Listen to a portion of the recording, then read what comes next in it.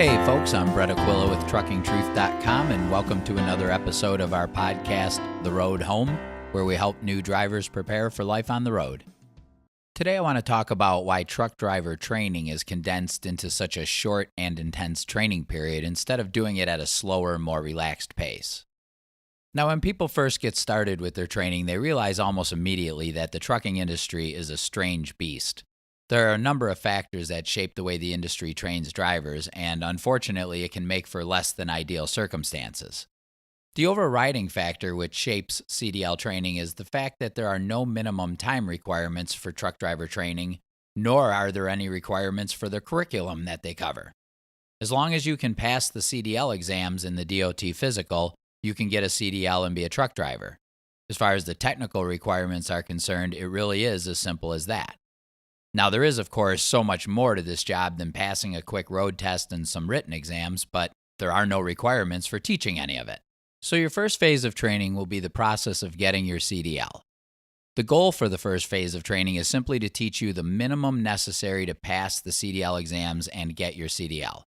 That will include some written exams on the materials contained in the CDL manual, a short driving test, a pre-trip inspection on a truck, and some backing maneuvers. That's it. You're going to learn the basics of how to inspect and maneuver the truck and the basic rules of the road for commercial vehicles. Because there are no minimum time requirements for training, you're going to see that the training is done as quickly as possible. If a truck driving school wants to remain competitive, it must be able to train drivers as quickly and as inexpensively as the competition can. So, it kind of becomes a race to see who can help you get your CDL the fastest and the cheapest. And that's going to mean a lot of long days and an overwhelming amount of information in a very short amount of time. Now, this phase of your training will not normally include things like how to load cargo, how to balance out the weight across your axles, how to use a logbook, or how to manage your time on the road. So you'll have a CDL and you'll be able to drive the truck a little bit, but you really won't know the first thing about how to do most of your job duties as a truck driver. So after you get your CDL, it's time to move on to the second phase of training where you'll go on the road with a trainer at your first company. And once again, there are no minimum requirements for this phase of training, so the main factor which shapes the way they handle training is competition. Trucking companies must compete to survive and must take great care of their customers while trying to train their new drivers at the same time. Now, this makes it incredibly important for companies to find a way to make new drivers productive as quickly as possible.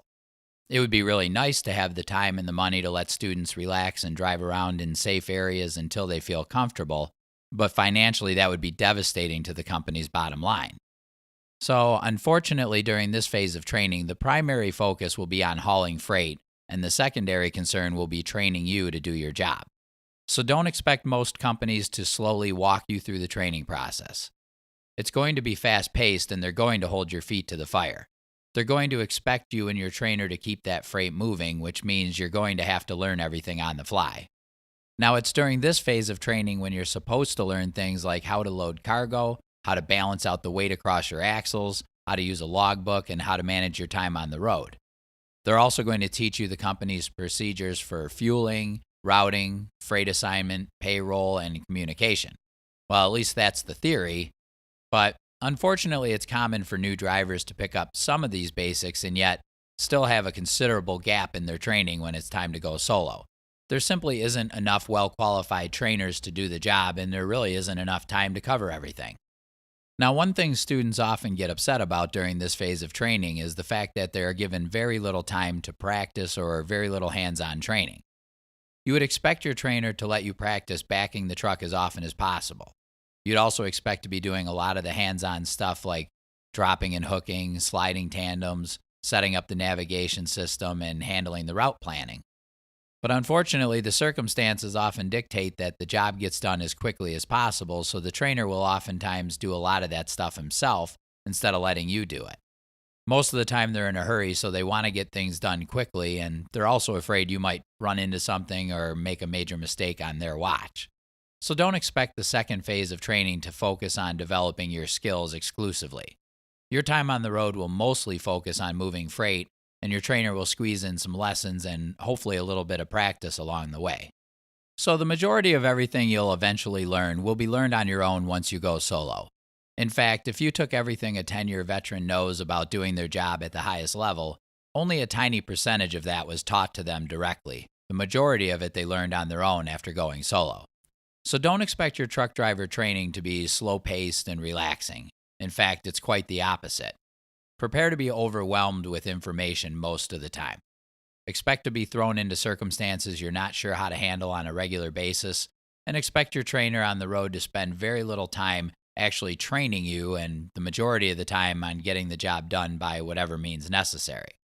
Without a doubt, this is far from an ideal system. It seems obvious that truck driver training should not be done based upon the fastest, cheapest methods available, but that's exactly how it's done.